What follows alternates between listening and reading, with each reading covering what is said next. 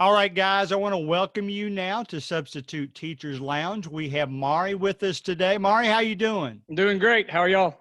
Good, good. I'm looking forward to this because I know you're into technology at your school now, and I don't think I've had some specialties like music and some of those specialty arts, but I'm looking forward to us talking about technology today. But just starting out, tell us a little bit about your life history. What brought you to where you are right now?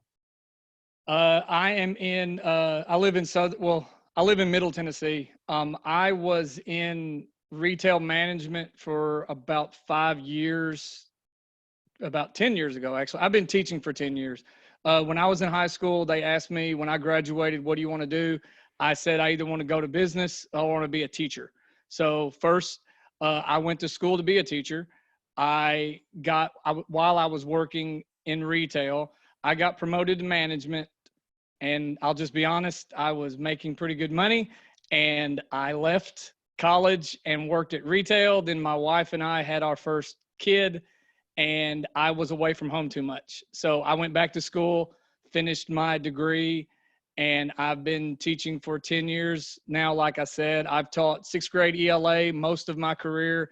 And then 3 years ago, I was asked by our principal to take over the technology part of our school because I use technology a lot in my classroom. And I absolutely love teaching.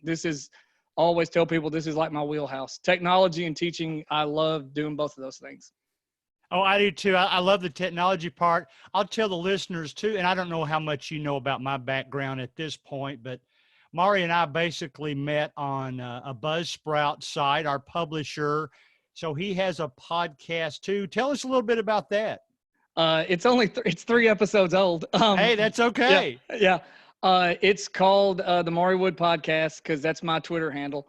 I just during this pandemic or quarantined at home, a few people had told me that I present at conferences a lot about technology, and Good. someone had said you need to do a podcast.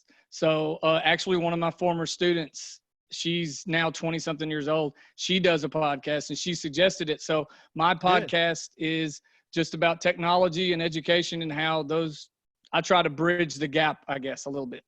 Right, right. I like that. Most of the listeners know that I've told them over and over that I'm a retired accountant. I retired back in 2018, got into substitute teaching later that year, and loved it so much. I really wish that had been my education had been my career path. So I can relate. I'm similar in that you switched from retail to education, and I did something similar to that. You know, a lot of times, especially these days, we're all sitting at home, but even back when things were a little bit more normal, substitute teachers went into a room, and if you didn't bring yourself up to date on technology, you were behind before you even saw the lesson plan. So, what advice would you have for substitute teachers when they come in a room about being prepared for the most normal technology we see in there now? Well, first of all, I want to say I have the utmost respect for substitute teachers. In preparing for this, I was telling my wife, it's basically like we have 4 kids, and it would be like me calling someone and saying, hey, can you come into my house and watch my kids for 6 hours, Right, right. not knowing anything about them? So kudos to all substitute teachers out there. Teachers could not do our jobs without substitute teachers. Thank you. Uh, Thank you. what I think a lot of the time, my advice, I guess, would just be don't be intimidated by the technology. I'll be honest, technology at this point is so organic, it's almost changing every day. Right. There are teachers that I work with that are terrified of the technology and stuff. And I guess if one positive thing from this quarantine could have happened, it's kind of forced a lot of people who are apprehensive about technology to learn. I mean, up until a few weeks ago, I had never done a Zoom meeting, and now I'm doing it with you. I Right. teach Sunday school at my church. That's how we do Sunday school now, is we have Zoom meetings. So I I think do it's that as forced. well. Yep. So I mean, I just think don't be intimidated by it, and just be in the Twitter. I am a huge proponent of Twitter. Twitter, follow Google, follow Apple, things like that, just so you at least are in the know of what's going on. Right, right. Do you think, I know, technology to some substitute teachers that walk in a room is just trying to figure out how to get the screen projected Yeah. up on the wall so that the students can see it. Now, I'm a big Kahoot fan. I know there's several people out there that some like it, some like other things better. I got licensed in it. I took all their tests. So I know how to use the reporting. The last time I did a long-term sub role for 6 weeks, I guess it was, by the time we got finished, I was actually testing them on Kahoot. Mm-hmm. And they knew right away what their score was because they knew how many they had missed. I gave them 2 minutes for each question. So it's not like it was either competitive. Now, we do some competitive things too, but I really enjoy technology. I always have in my back pocket some things to fill in a gap if I've got 5 to 10 minutes left and it all has to do with something I can project up on the screen. Even if it's a YouTube channel, I don't know if you're familiar with Data is Beautiful, but it's one of those kind of channels that will project bar charts, like how population has changed, or even if we want to do something fun, how music has changed over the years, Mm-hmm. what groups are popular. What would you advise? Because this is going to be sort of in line with regular teachers. I've had to do a long-term role twice now, 9 weeks last year in math, 6 weeks this year in history, and I was totally lost because math is my thing. My wife's a history teacher. But what would you suggest for the long-term guys, when we get in there and are doing a long-term role, what's some of the specific things that you think it's a good idea to be familiar with? Well, I'll back you up on Kahoot. Kahoot. My kids absolutely love Kahoot. Yeah. I've even made like Mr. Wood Kahoots where Oh, nice. it's trivia questions about like where do I live, how many kids do I have, and the kids Me too. absolutely love, just because some of them they pick up on what your life story, and some of them are like, I don't know what this answer is, and then some of the kids are like sharks in the water, and they're like, oh, I know every answer. I mean, so Kahoot would be one. Another long term, I would Google Classroom, at least for me. Me being a technology teacher, substitute teachers love me because my plan when I'm not there is tell the kids to go to Google Classroom, and I'm able to put everything on there, and the substitute teacher is just making sure that everyone is on task. Google Classroom would be something I would use. There's a lot of Quizlet. Quizlet is another something similar. I'm like you. The kids will say, well, they don't want to do trivia. But once you start something competitive and it's a race or something, and even if you just say, hey, I'll bring the winner a piece of candy tomorrow, especially if you're long term. They absolutely love that. Yeah, and speaking of candy, it's amazing how much they'll do for you just for a starburst. I mean, it's crazy how their whole personality seems to change when that happens. But yeah, I totally agree with that. Let's talk about some specific substitute. Well, I tell you what, I learned something specific from your podcast that I'm going to try to make you blush a little bit. I think I heard that you might have been a teacher of the year a couple of times. Did I hear that? I was teacher. This is a cool story, I guess. Go for it. A couple of years ago, I applied for the position of tech supervisor for our district. And it was one of those things that I felt very strongly. My face is on video. I felt very strongly that I had it. It was one of those things. I'll be honest. I am a man of faith. I had prayed about it. I felt like me and God were just like, God was like this. And then I got the phone call that it was between me and someone else. And then I got another phone call that said I didn't get it. And I just kind of sat in my room and fumed for a little bit. But then I was like, okay, I'm going to concentrate on making everybody's life easier. I'm not going to worry about me so much next year. And then that following year, I was there's an organization in Tennessee called SCORE, It's a state collaborative Yes. on reforming education. I was an Ed Fellow that following year. Then I just concentrated on making everybody's life easier with technology, and I was chosen our school's K4 Teacher of the Year. Nice. And the district also selected me as the K4 district, the district Teacher of the Year. And then I got, I think I almost went to the regional, but a good friend of mine, Brian McLaughlin, he was selected as the Tennessee Teacher of the Year. So if I'm going to get beat by anybody, Brian is perfectly, and plus now he's going to be on my podcast, so I've got an in with him. So Nice, good. Well, then I'll make sure that I put all, lead to those types of things in the show notes too when the podcast goes out. So that's great. I've always said I'm as goofy as the kids I teach. Oh, so yeah. I tend to be kind of popular with them just because, I feel like I'll respect you and you'll respect me, and we'll all get through this together. And I can tell from your personality that you are probably close to the same type of situation with remind me what grades you teach? I teach 4th, 5th, and 6th. 4th, 5th, and 6th. I see like 700 kids in the span of 2 weeks. Okay. All right.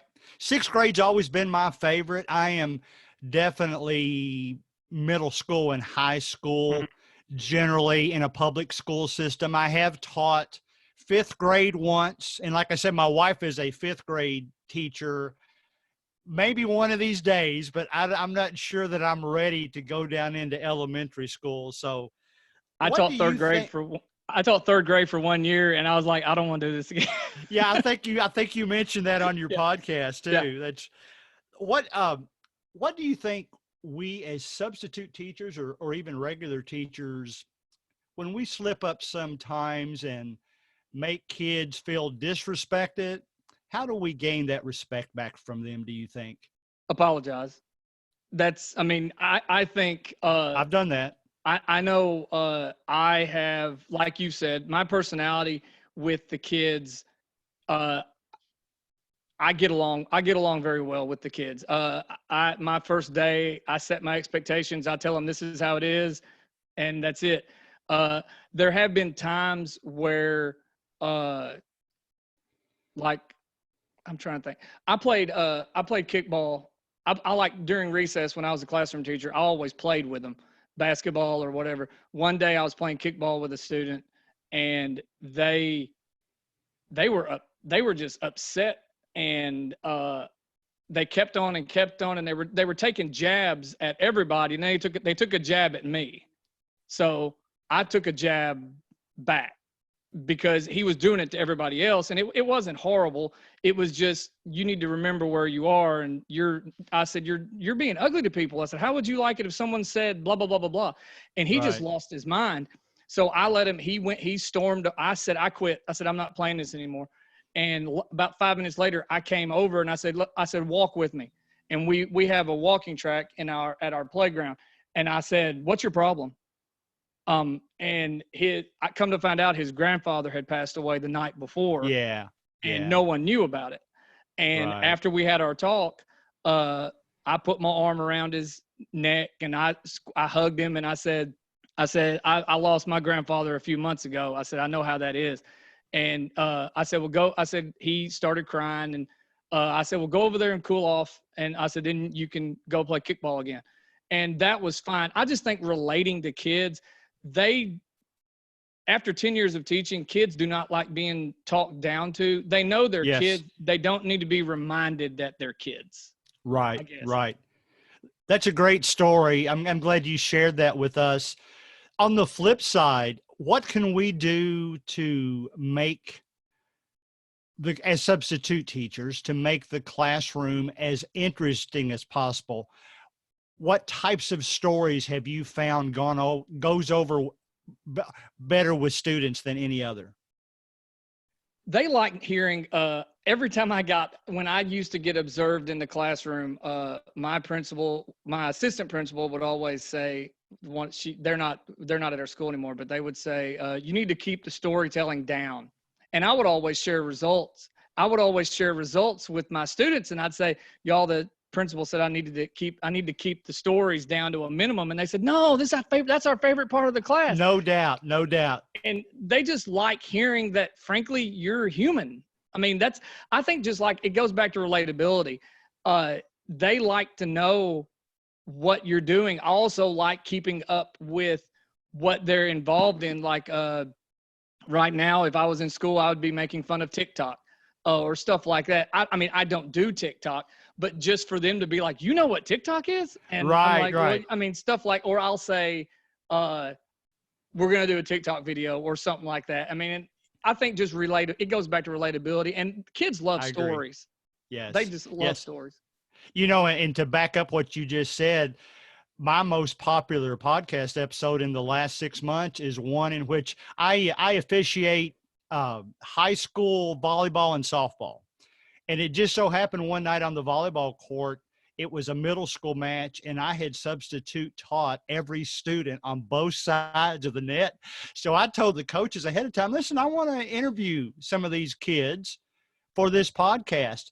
And I basically just said them, tell us how you feel about substitute teachers. And most of them said, we want to hear your personal stories. It really makes, it really makes us feel better about the class, and the class goes a lot more smoothly that way. Mm-hmm. I think you're totally correct.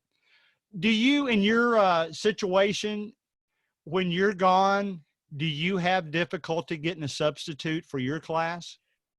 I do now, because the substitute I always used just got hired by our school system. So now that's the only thing I don't like about you substitute teachers. You don't need to be that good so that you don't get hired. Just be like mediocre or something. Like bad days. Right. I don't really. I will say this: like where I live, we're a rural district, and the sub pay might not be as great. So on the positive side of it, a lot of our subs are in the process of seeking teaching degrees. Okay. Same here. I try my best with being technology. A lot of the substitutes that come to my class are not as, if they know me, I'll tell them, hey, you're not going to have to do anything. There's not going to be any troubleshooting. I leave a list of kids. I always have kids that just are really good at technology. I give the sub their names. If there's any tech problems, talk to Jacob. Jacob can fix anything, probably more stuff than I can. I don't really have substitute teachers for me, and this goes back to, I guess, if any teachers are listening, it's important for teachers to set expectations for their class so they don't walk all over the sub. Right. My kids know that I say, that sub, you pretend that sub is my grandmother. And if I get back and you've mistreated the sub, you're going to deal with me, and that's not going to be fun. So, I mean, I just think a teacher needs to have an atmosphere where a sub wants to come, rather than being like, oh my gosh, I had that class yesterday, I'm going to be sick today or something. Right. Good. That's a good way to look at things. What's the favorite note you've ever gotten from a substitute teacher the next morning? Let me think. One, I will say, when my wife gave birth to our third kid, we always say we, but I didn't do anything. When we had our third kid, I had a teacher for 2 weeks. And when I came back to visit, like a day or two before we brought the baby and let the kids see it, the substitute teacher started crying.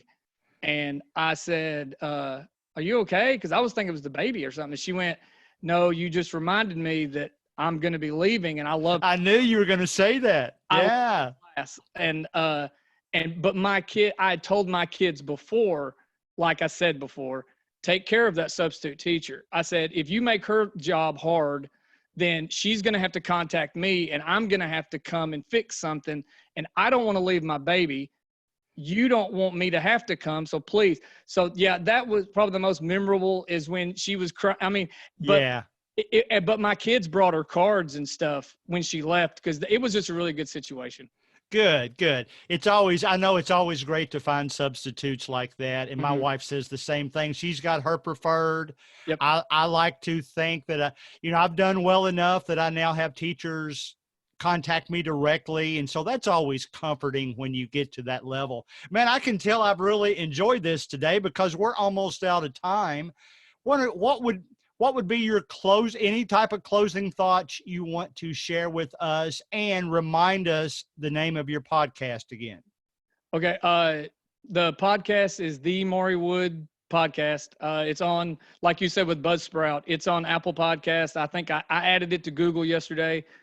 So I tested it. If you Google the Maury Wood podcast, it pops up.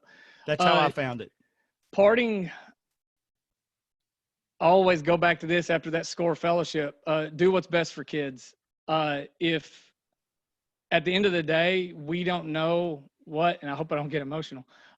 We don't That's know okay. we don't know what kids are going home to. I interviewed my director of schools last week, and I asked him what the thing about the pandemic he didn't like the most.